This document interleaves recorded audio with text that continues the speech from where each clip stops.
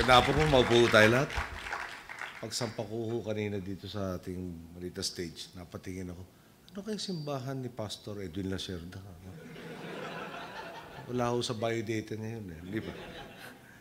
Nalalam ko po, mga Bispo at Pastor ang kausap natin. Secretary Mar Rojas, Secretary Edwin Lacerda, of course, Bishop John Albilan, Bishop Efraim Tendero, Bishop Fred Magbanwa, Bishop Manny Carlos, Reverend Peter Tachi, Elder Dan Cura, other bishops and pastors present, fellow workers in government, honored guests, ladies and gentlemen, siyempre mga minamahal ko po kababayan, magandang hapon po sa inyo lahat. Tuwing may dumadalaw po sa atin dito sa Malacanang, tinuturing ko na itong maagang pamasko.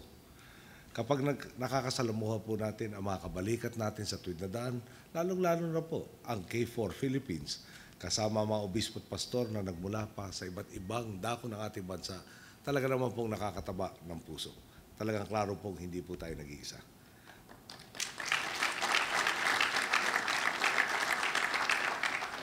Aminin ko po, may mga pagkakataong umuwi tayo at buntong hininga na lang ang hapunan natin dahil sa dami ng problema ang kailangan po nating tugunan sa loob at labas ng ating bansa. Subalit sa kabila po nito, gumigising pa rin ako na talagang masigla, may malinis na konsensya at nakatutok pa rin sa ating pambansang agenda. Alam po kasi nating nasa panig natin ang tama at katotohanan. Batid po kasi nating marami pa rin nagmamalasakit at nagdarasal para sa atin, tulad na naman ng K4 Philippines. Nagpapasalamat po ako sa inyong lahat dahil hindi ninyo ako iniwang mag-isa.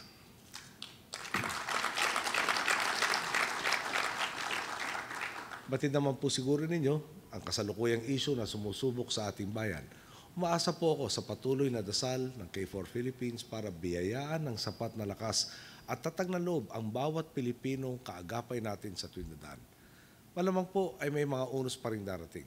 Ngunit dahil sa pagpapala ng may kapal at sa pakikiisa ng marami nating kababayan, walang pag-iimbot nating itong haharapin bilang isang bansa. Wala naman pong perpektong tao. Lahat po tayo ay may limitasyon. Natawag na po tayo ng kung ano-anong pangalan at may mga bagong pangalang iniimbento pa. Binato na po tayo ng kung ano-anong akusasyon at bintang. Ngunit sa kabila nito, konsensya pa rin po ang magtitimon sa akin. Sa harap ng salamin at sa harap ng Diyos, masasabi ko pong hindi kailanman nabahira ng pansariling interes ang aking mga hangarin. Ginagawa ko lang po ang sinumpuan kong tungkulin sa aking mga boss, ang mga Pilipino. Kung may ilan man pong sumasama ang loob sa ating mga hakbang at binitawang salita, mawalang galang na po. Pero baka naman po meron talaga silang kasalanan at inahabol na sila ng kanilang konsensya. Hindi po ito personal. Kung tutuusin, pwede naman natin palampasin na lang ang mga kasalanan ng nakaraang administrasyon sa taong bayan. Pero kapag ganito ang ginawa ko, tinutupad ko po ba ang obligasyon ko?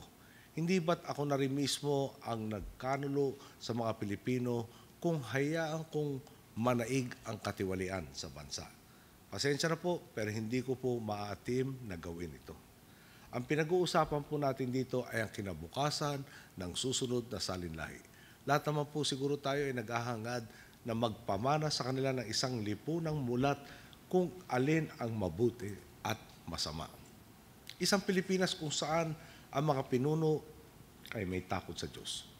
May galang sa karapatan ng bawat tao at nirerespeto ang posisyong kanilang hinahawakan. Kaya pakiusap ko po, ipagpatuloy po natin ang taimtim na pagdarasal alang-alang sa katarungan at kapayapaan ng Pilipinas at sa kinabukasan ng susunod na mga Pilipino. Aktibo po nating ipastol ang mga nananalig. Huwag po nating hayaang malihis ang kanilang mga konsensya. Huwag po tayong pumayag na lumabo ang linya sa pagitan ng mali at tama. Mataas ang tiwala. Mataas po ang tiwala at kumpiyansa ni Juan de la Cruz sa pamahalaan dahil imbis na idaan sila sa pambobola o mabubulaklak na salita, ipinapakita natin ito sa gawa. Sa administrasyong ito, hindi po pagpapapogi o pagpapa-photo op ang inaatupag namin. Tunay at kapakipakinabang na serbisyo lamang ang handog namin sa taong bayan. Tunay po na ang pagkapit namin sa kung ano ang makatarungan.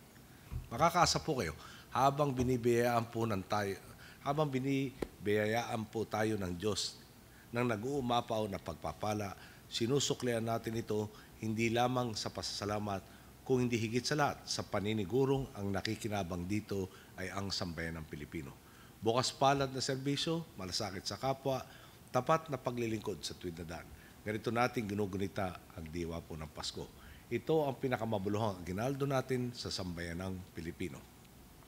Maraming salamat po at alam po nyo, sa totoo lang, pag kayo kaharap ko, para naalala ko yung mga turo ng aking mga guro, lalo na doon po sa theology. Sabi po nila, merong absolutes. There is an absolute right and an absolute wrong. Yung iba kong nagbigkas sa akin noon, parang yung absolute right nila at absolute wrong, naging it depends. May araw pong gusto kong konsensyahin sila at sabihin, saan po napunta yung dinidigdik nyo sa aking absolute. Paalala ho siguro ng nanay ko na mahaba na ako masyado nagsalita. Isa na lang po. Nakakagulat po yung ibang mga sinasabi ng ating mga katunggali at yung kanilang mga galamay na ako raw masyadong populist. Hindi porket popular, tama. Sabi ko, tanda ko po, nasa demokrasya tayo. At pati yung saligang batas, Section 1, Article 2, ang nagsasabi, di ba? Sovereignty resides in the people.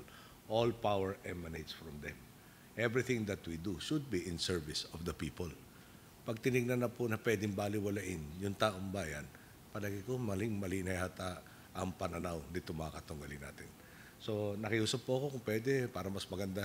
Ang pagkaintindi ko po, may dialogo tayo ngayon.